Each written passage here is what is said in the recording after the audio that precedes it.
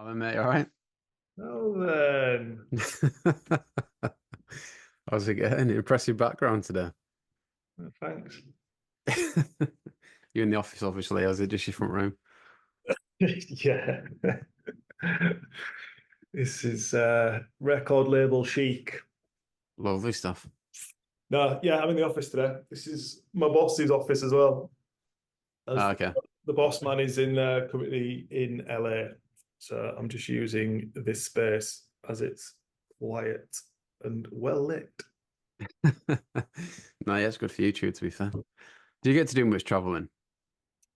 Yeah, I do a bit. Yeah. Um, I haven't done that much this year as I probably would have liked, just because we've been busy. But yeah, we've got office over in New York. Should we get to go over and if there's artist gigs, maybe in Europe or festivals or something. I'm going to Left of the Dial next week in Rotterdam, All right. actually, which would be really nice. I've not been to that festival before, but I've heard good things. And it's good. It's Rotterdam's only small, isn't it? So it's one of them ones where there's, multiple venues that you just kind of jump in between, a little bit like the Great Escape, I imagine. Yeah. But we've got Liz Lawrence and Gia Ford are both playing. I was like, Yeah. Yeah. And they're both on the list of songs today. well, exactly. See, there's method to Lovely segue. madness, Harry. Method to madness. How are you anyway? Yes. Yeah, I'm all right, mate. Yeah. Plodding along, so to speak. Yeah. Can't argue. But cheers coming back on. Obviously, you've been on before picking your favorite songs of the 2000s. Now, kind of just wanted to pick your brain about new music, really, being in the position you are. So you've come up with 10 tracks. Like, why have you chosen this 10? I wonder why. These are all tracks by artists that we've put out this year, basically on through Chrysalis Records. Um, so yeah, literally taking it right back to January, which we did Marika Hackman's album Big Sigh to kick off the year. Right up to we're currently in the middle of the Laura Marling new album campaign, which comes out 25th of October. And then we've got tracks, everything, all the tracks are out, but there's a couple of albums. One from Everyone Says Hi, which is out end of January, and then Nadia Reid that's out in February. So there's, you know, the full frontline roster basically, as it's publicly announced. Yeah, yeah. And for anyone that doesn't know, what's your job title again at Chrysalis?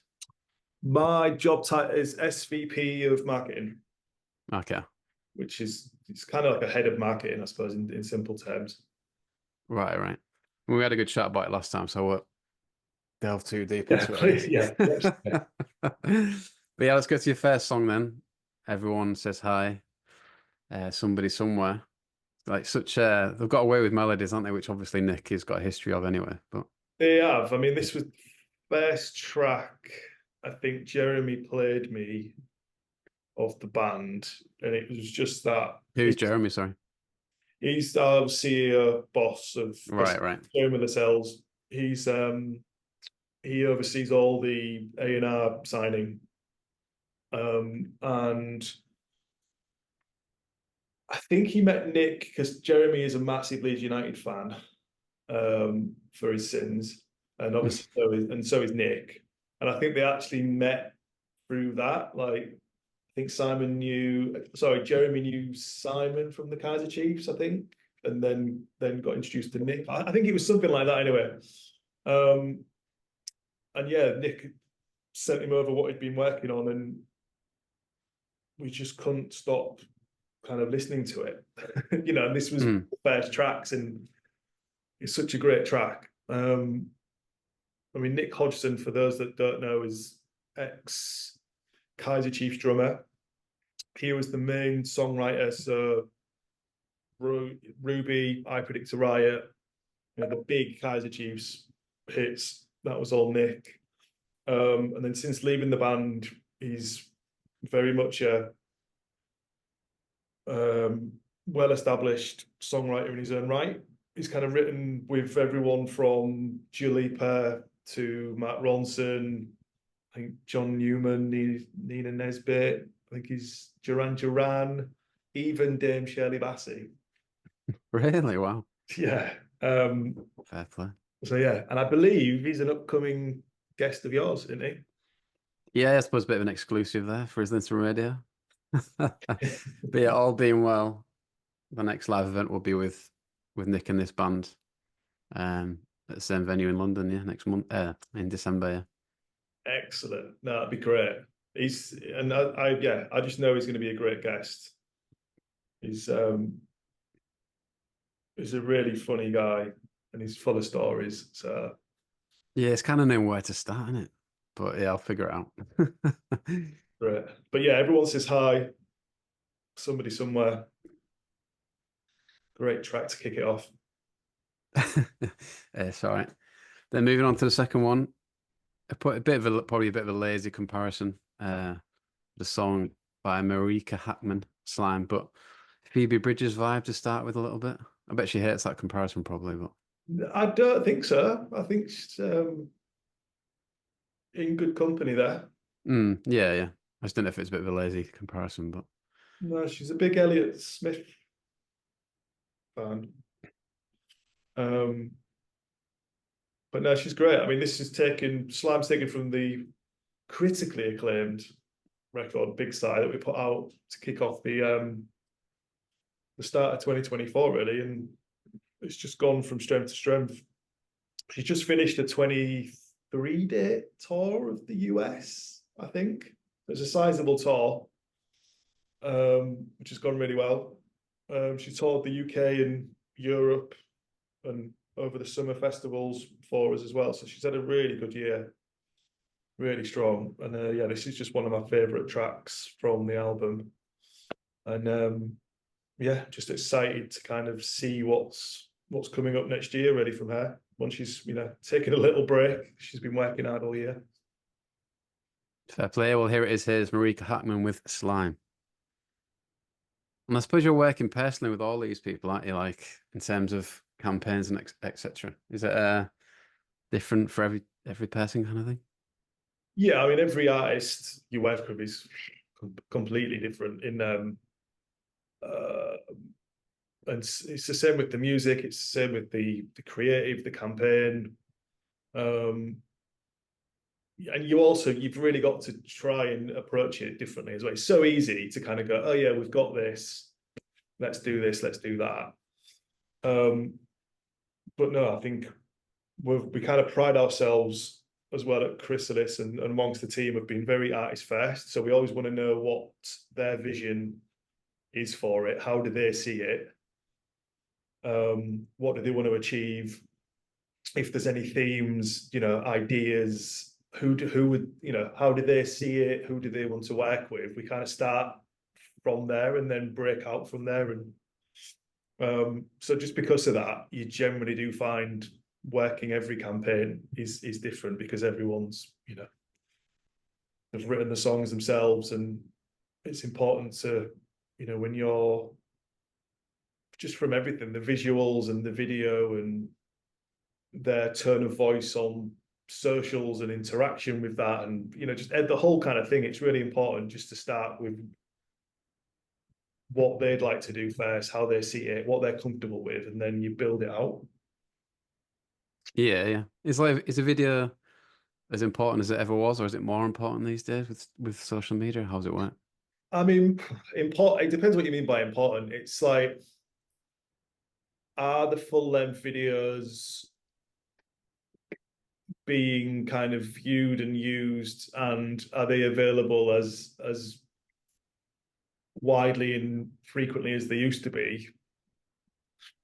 It's just different now, isn't it? Like I think when we was originally doing the first the songs from the noughties, a lot of those bands, and at that time I'd sit on MTV2, just I'd have that on the TV.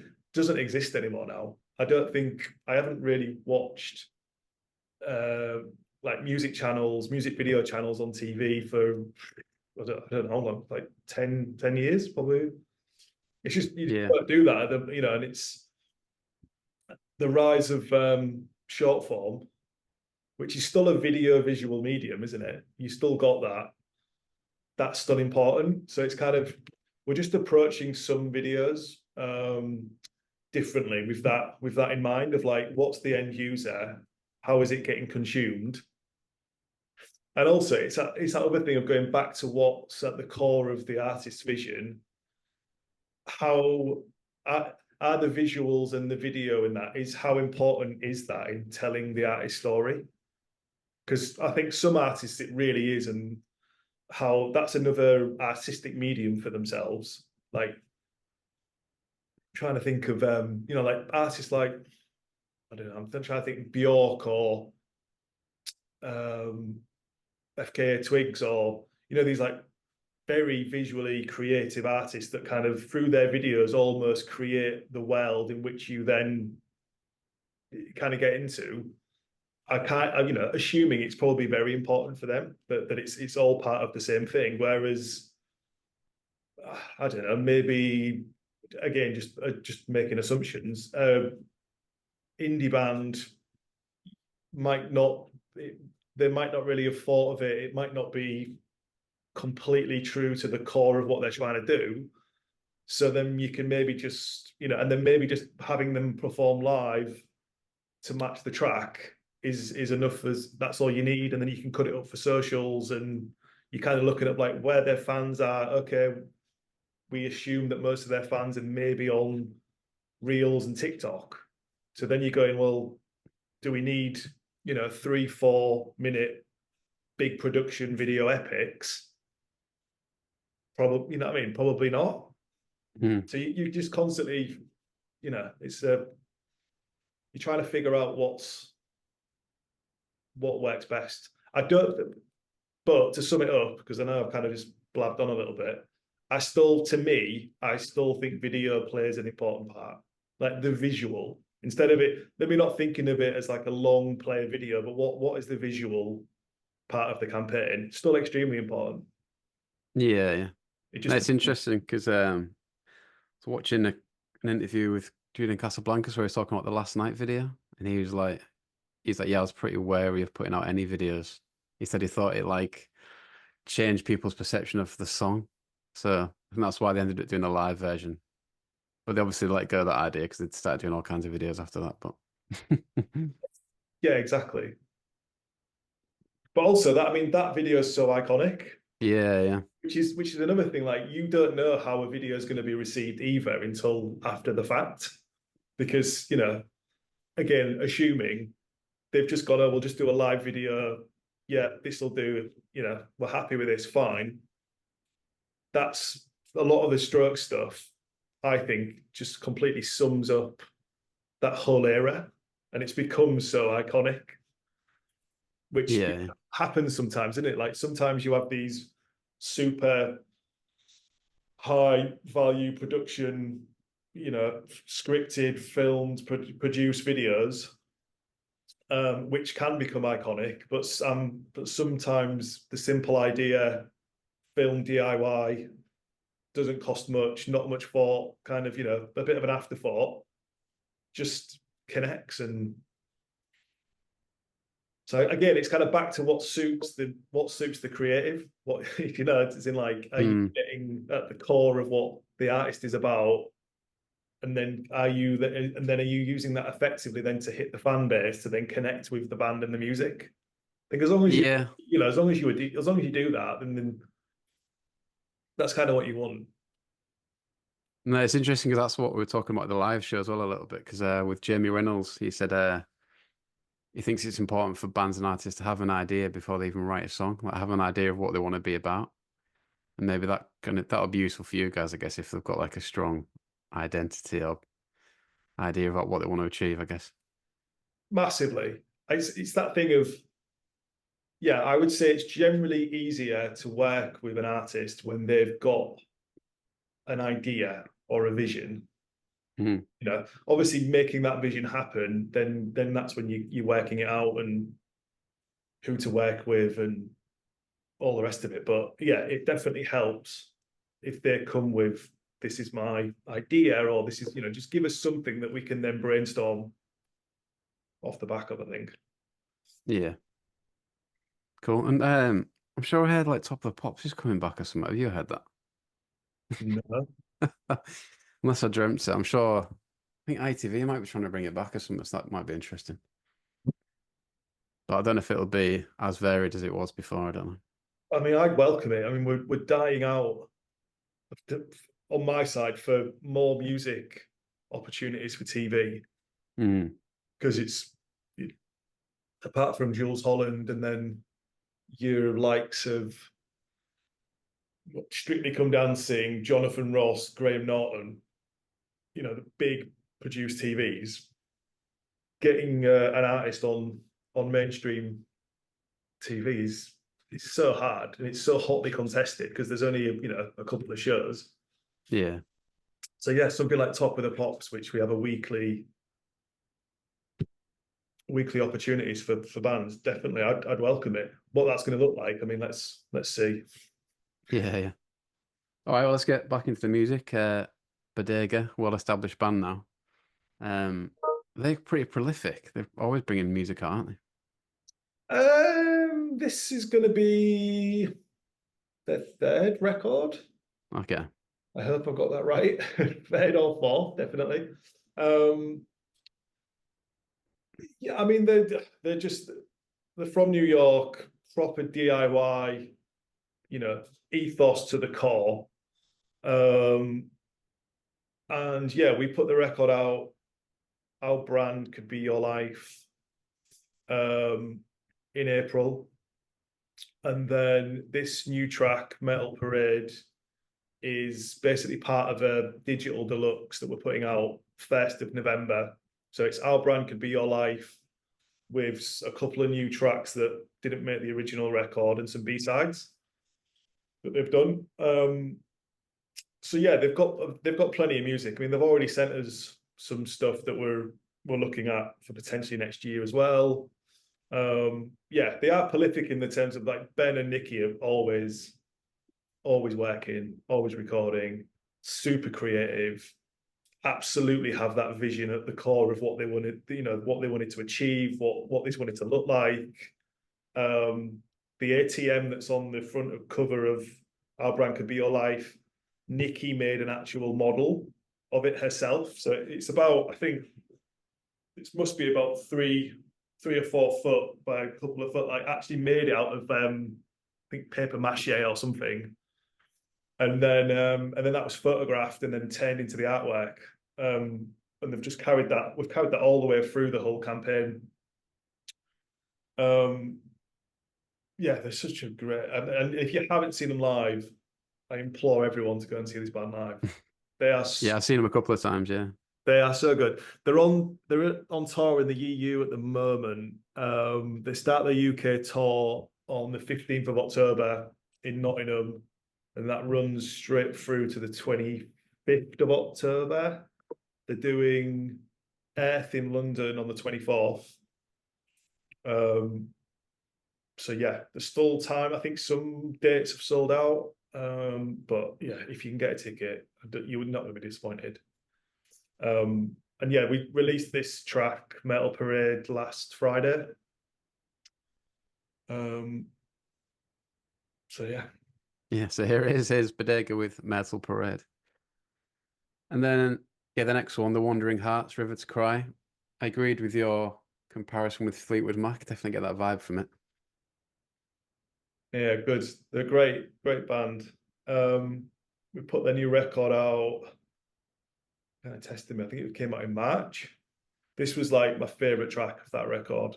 To me, it kind of has a little bit of The Chain by Fleetwood Mac, especially the ending, as you'll hear in a minute. Mm. And yeah, we think they're the best vocal harmony group, bar none. They're so good. So yeah, definitely check them out. They're doing a Christmas tour in December, 6th of December to the 19th. So again, definitely ones to go and check out. And yeah, we just started working on something a bit special for next year, but I can't quite tell you exactly what that is. Wait to see. It's fair play. Okay, well, here's the Wandering Hearts with River to Cry. Then the next one, you mentioned them earlier, actually, Liz Lawrence, Mhm. Top Level Joy. What can you tell us about this one? This is a stripped back version of the album track, which came out on Liz's record Peanuts, which we put out back in June. And I love this because it just really shows how good a vocal Liz has got.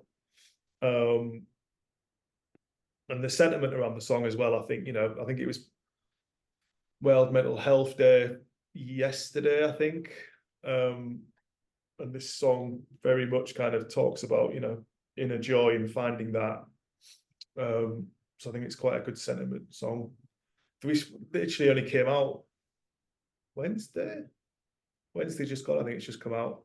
And again, it's part of a digital deluxe of Peanuts that's going to come out on the 8th of November. Liz has got a UK headline tour that's kicking off on the 6th, and takes her right through to the 19th of November, where she's playing London's Scala. And I think I keep saying this, but it's a recurring theme with all of our artists. I think it's important. She's amazing live, like absolutely incredible. I remember seeing her at Green Man over the summer, and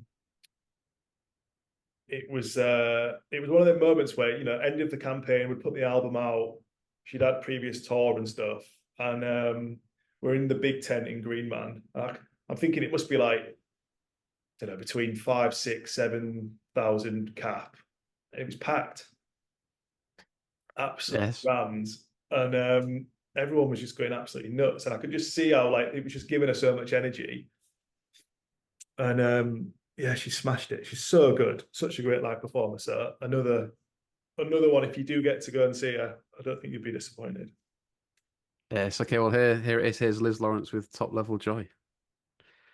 Then I did want to ask you about like what influence you have on where people record and stuff like that. Will you have like producers that you trust kind of thing?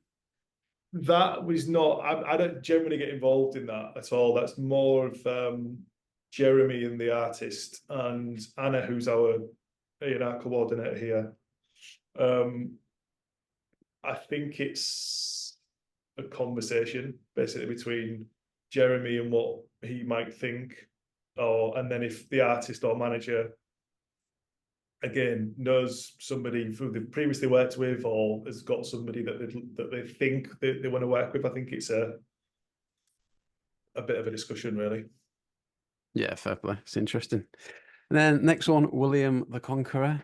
Bit of a more of a traditional indie sound, I guess. Yeah, more of a straight indie rock kind of sound. This was actually a record that we put out in 2023, but I wanted to include it here because this is it's my personal favorite track from the album. It was the lead single, but the band are playing the London's Garage on the 30th of November, which I think is their biggest headline London show to date. And yeah, they've just, since the album's come out, they've just been working, touring, and it's great to see things, are building for them. And more fans are coming on along the way. There's also an EP that we're going to put out just ahead of the London Garage show. There's 3 previously unreleased tracks. And then I think after London, they go and do a short run around Europe as well in December, 2nd of December to the 6th. So yeah, definitely ones to check out and keep your eyes and ears peeled for the EP. Okay, so here's William the Conqueror with somebody else. And then before I forget, last time forgot to ask you about this Carl Barat story from back in the day. Can you remember anything about that? Hang on, give me a clue in terms of what. So, from what I know, Carl Barat DJ'd at Silhouettes in Hull, and then Yeah. ended up at a house party with like Tom and Ryan. Ryan might have been playing guitar with him or something like that. I have a vague recollection of this. So yeah, this was the sweet and sour club night that Ted and used to run, and I used to help Ted out. And I have a vague, I think we were upstairs in the kind of the green room, backstage area, whatever, afterwards. And I'm trying to think, like, I don't know if there was some kind of, there was an acoustic guitar there and some awkward drumming on some kind of congas or something as we're trying to like murder some Libertine tracks. And then I think then we went to the house party. The thing is that I can't remember exactly what happened. So I'm trying to Yeah. I'm trying to give you some pearls here, but I think Big Tom said to me, Ryan was playing France with him, and then someone like barged in trying to play Kings of Leon or something. But it's not much of an anecdote, really. yeah, I mean I can see that happening. Yeah, But I'm not able to confirm or deny, yeah. unfortunately. And believe me, I'd love to dig some dirt. Yeah, yeah. Still a bit of a coup at that time, wasn't it? Was it like 2005 or something? Yeah, yeah, definitely. I think it was. We probably felt pretty flash rocking up to a house party with Cal Barat at that time. Yeah. Down like De Grey Street or something, yeah. Yeah, yes, I think so. But I think this Kings of Leon thing is like a typical, Hull thing in terms of like, so you've got this at the time, indie kind of rock star, and instead of like everybody kind of letting him play and kind of appreciating that moment, obviously some idiots then barged in trying to steal the limelight and do some like Kings of Leon cover, which at the time I imagine was probably totally inappropriate and not the thing. Like you think of like what Carl was probably into, you could have done like the Clash, a cool cover of the Clash or something, which might have been a bit, you know what I mean, like more appropriate Yeah. to show off to him. Whereas I imagine he was a bit nonplussed about some Kings of Leon cover at the time. I don't know, but it's just that, you know what it's like growing up there. It's that weird northern mentality where, Yeah, and it's like people got to be noticed kind of thing, or make their mark. I don't know. yeah, or just, yeah, I don't care about this. Look, I'll do this type of thing. It's like, Yeah, right. yeah. Okay, yeah, you be you, mate. I mean, DJ sets were a big thing at the time, weren't they? It was like after every gig, it'd be like there's be a venue where they're going to do a DJ set or something.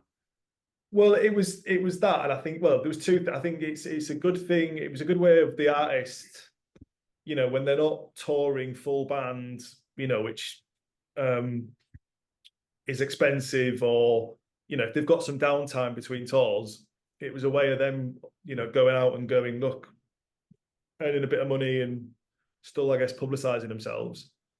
And then equally, then for the club, again, it was a cheaper option where you still get a named person to bring in a crowd, and you're not having to pay full band fees. Yeah, So it was a quite nice little thing that's I think they still happen now, but they just seem to be a lot less frequent.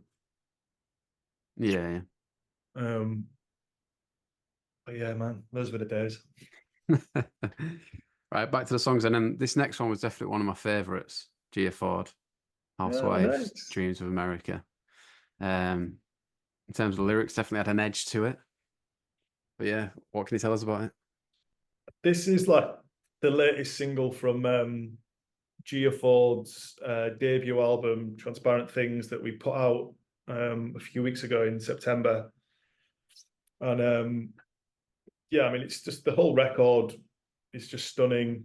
And, we're on the start of a really exciting journey with her. As, more people discover her, more people fall in love with her, more people are supporting her. She's already got picked up Elton John as a big fan, who's I think featured this track on his Rocket Hour show, and he previously played. I think it might have been Try Changing, a previous single, which he'd also supported, which is just mad. You know, if you're getting noticed and picked up by Elton John of all people. He's quite active with new music, isn't he? He's really good. Yeah, he kind of seems to really make a point of, you know, keeping up with it and sharing and supporting it, which is, you know, he's Elton John. It's not something he needs to do. So Yeah. absolutely welcome that. But no, she's good. I think she's, you know, she's a real superstar in the making. And we've actually nominated a video. Speaking of videos, her video Poolside is nominated for this year's NME Awards for Best Video. So definitely one to check out. And as with all my other artists where I'm plugging tours, she has a first headline tour coming up in November, starting on the 10th of November in Bristol. And then it ends with a sold-out homecoming show in Sheffield on the 19th of November. So yeah, really exciting. Definitely expect a lot more for her next year in terms of touring and new music and stuff. But yeah, she's definitely one to watch. Okay, great. Well, here she is, Gia Ford with Housewife Dreams of America. Yeah, back to Everyone Says Hi then with On the Same Side. And the Yes. story that you put with this was pretty funny. Yeah, so current single.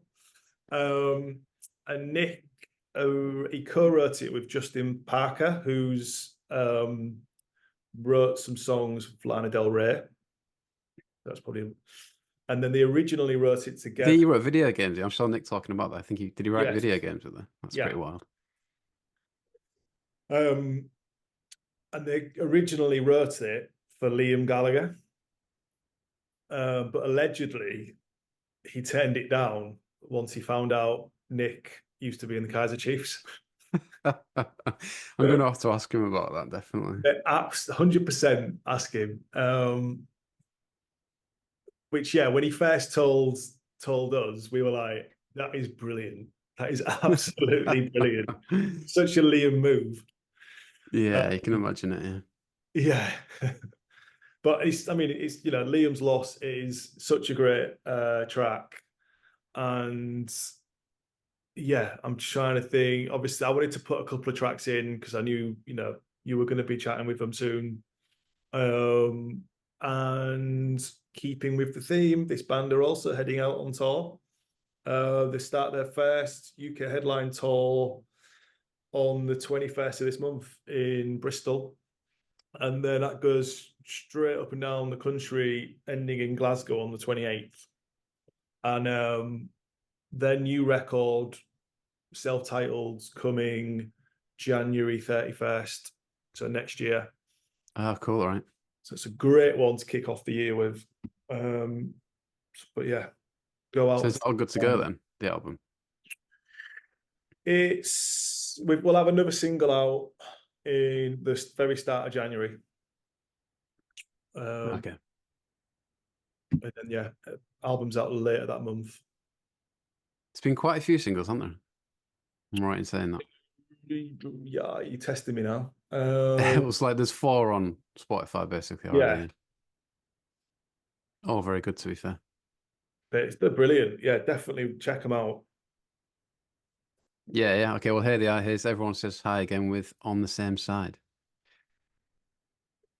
Then, yeah, in terms of market, we might have talked about this before, but I just wonder if there was some people that were, I don't know, in this day of like social media, do you find some people are easy to work with than others? Like some people like more able to lean into that side than others, kind of thing. Definitely. I mean, just it's the nature of the beast. Some artists are just more open to socials. They're on it themselves. I think that's just basically the difference. Some artists are not. And then also, you know, that kind of understanding of of socials and, you know, like or hating it, or some are very kind of anti it because they're, for whatever reason, you know, it's not good for them. It's not good for their creativity or their mental health, or, you know, as is the normal, you know, general public. Everyone's kind of relationship is different. And then, yeah, with that, you've got other artists who, like Nick from Everyone Says Hi, who, when we first started working with him, he was already all over TikTok, you know, already had his own thing going. So it's been easier to work with him in the terms of like cooking up some ideas and, you know, kind of getting into it. Whereas other artists, you've just got to work with what they're comfortable with. And also sometimes it's a bit of a process. Like some just, you know, you start off slow, you know, you might get one or two kind of ideas and whatever, and you see how that goes. And then as they go along, they might become more comfortable and open up a little bit more, which we generally kind of find with most. You just got to, because unfortunately with these days, we know that, you know, that's where everyone is. So we've got to come up with, you know, the label and probably the social media agency that we work with. You've got to come up with a way of working with the platforms, working with the artists, that you're still able to then go and find and target and you know, engage with fans on these platforms. And like I said, some of, if it's Nick, for instance, he doesn't mind being on camera, talking to camera, you know, being funny, selling his tours, upselling his album, talking about, you know, being on the road. And, you know, like he's a bit of an open book in that sense, and he's very comfortable. Whereas you get other artists that really aren't comfortable being to camera, so you might get a voiceover note for them, and we put it, you know, we'll put it over some video footage or images, so they, you know, they get a bit of space. Or you might, I don't know, you might just have to literally create content yourselves. And I don't, do you know what I mean? It's just, but the last thing we always want to do is, you know, you can't force this on anyone. Yeah. Because unfortunately it can get out of hand, and it can, you know, some people can get a bit, it can have negative connotations, and it's, and also, you know, you get people who get, the keyboard warriors, you know, people get trolled and stuff like that, which, you know, we never want to be put our artists in harm's way and push that down anyone. So it's just a way of, you know, we find out what they like, what they're comfortable with, and then you build it out from there, basically. Yeah, yeah. Do you find like some good music kind of slips through the cracks because they don't want to put themselves out there too much? I guess once you've got them, I guess you're going to find a way to do that, I suppose. Yeah, I think that's the, you know, you find a way to work it. You know, you'll always come to the, I don't know, you can't really be focused on the kind of, I don't know, what would you call it, the missed opportunity, because that's happening. That happens across the board on everything. There'll always be things of like, oh, I wish we'd have done that, or oh, if we'd only have done more of this, or if do you know, you can only control what you can control and try and work it the best for the artist, for the campaign. And, you know, you can't, you're constantly learning as you go along in some respects, or like it's but, you know, we it's partly our job to surface this music. That's partly, you know, that's what it's, that we work with artists there to release their music, to find fans, to find fans of and champions. And, you know, it's not just all social media, even though, yes, that plays a big part. There's lots of other ways of, you know, getting music out there. Just creative, Harry. Hey? Just got to be creative. No, it's easy to do with social media, like start regretting stuff. It's like, oh, if only I'd included that person or put that hashtag on. Might have trended in a different way, but you can't think like that, can you? No, you can't. And also, like, it's constantly evolving. And so, you just think you've kind of learnt the rules, and then there'll be some update, or they'll change the algorithm, or like, now we're not focusing on, I don't know, likes and comments. Now we're actually, the algorithm rewards you for shares, or like, Mm. it's just constantly kind of changing and evolving up. It's like, at the end of the day, it's as long as you're coming up with a creative way of storytelling, that's, I think, forms the base of it. And then you try and then break that out as best you can across all the various social media platforms, DSPs, traditional media. Yeah. No, fair play. Well, let's go back to the songs and the last two tracks. Laura Marling, bit of a name back in the 2000s. I think she collaborated with a few names back then. She did. Yeah, I think this is our, sorry, Hair. This is Hair 8th album. It'll be Chrysalis' second album that we've released with her. We're currently in mid-campaign for her new album, Patterns in Repeat, which is released 25th of October. And it's been an absolute joy working with Laura. The record is so beautiful. It's kind of so raw. But I think, yeah, people will really get a lot out of this record. No, yeah, I enjoyed the song. It's like very sweet in it, I guess, and Yeah, about Child being of a Mine. I parent think kind of thing.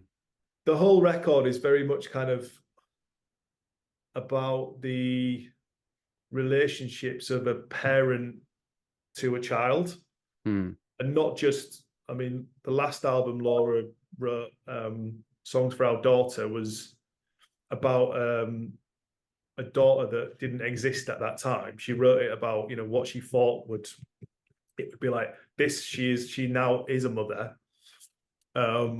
So there's tracks on there that's kind of exploring that relationship from her as a mother to her child, but then her mother and her as the child, and that kind of interrelated relationships and how it all kind of works and stuff. But yes, I mean, it's really interesting, and she's just such an incredible performer and singer and lyricist. So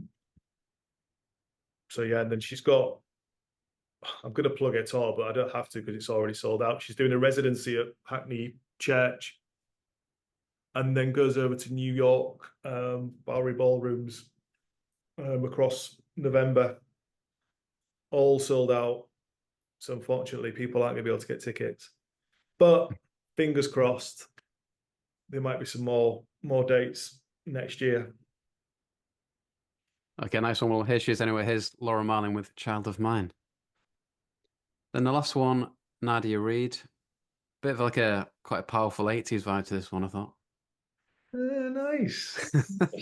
I've heard that before. The kind of production of it. Yeah, maybe, yeah. Yeah, Nadia's she's been a publishing client. Jeremy's worked with her for many years, but we managed to sign her for this new record. A new record that we announced this week, actually. It's called Enter Now Brightness, which is released 7th of February. Changed, Unchained is the single that you're going to play in a minute, which is the first single that we've released.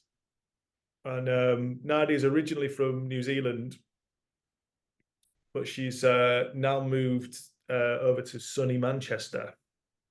All right, good on here. Yeah, and apparently he's settling in very well. Yes. But All right, yeah, well, here she is. Here's Nadia Reid with Changed Unchained. Where do you like listen to these songs or these albums when they come out? Is it just random when you actually listen to them, or do you have a specific place where you listen to them, like with other people or anything?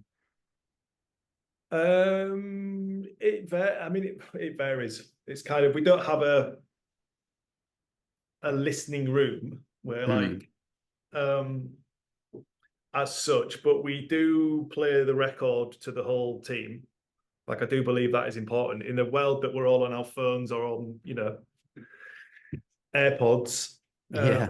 Like yourself, I am commuting as well. It's very much a kind of a solitary listening experience, which I think, is absolutely valuable. But we do make a point of actually getting everyone, the whole team here, into a room to do that kind of shared listening experience. Because that's also important, like, and capturing people's thoughts and ideas and that vibe that's in the room. But yeah, it generally comes over and we'll have a listen to the record, and then you kind of go off and you might listen to it yourself. The more you listen to it, the more you're trying to, I don't know, maybe come up with ideas, or like you say, what am I hearing first? And it's all valuable to capture that stuff, because then it might then turn into themes that you then use later on for the campaign. Yeah, so it's important to hear it on good speakers as well, which I don't really do these days. It's just all like, it's a bit of a shame. Yeah, definitely. But yeah, Jeremy's office has got some decent speakers in, and we've got some in the office. So yeah, definitely not just on your AirPods. Although, Yeah. I mean, like, they're getting better. Yeah, I need to get some new ones, to be fair.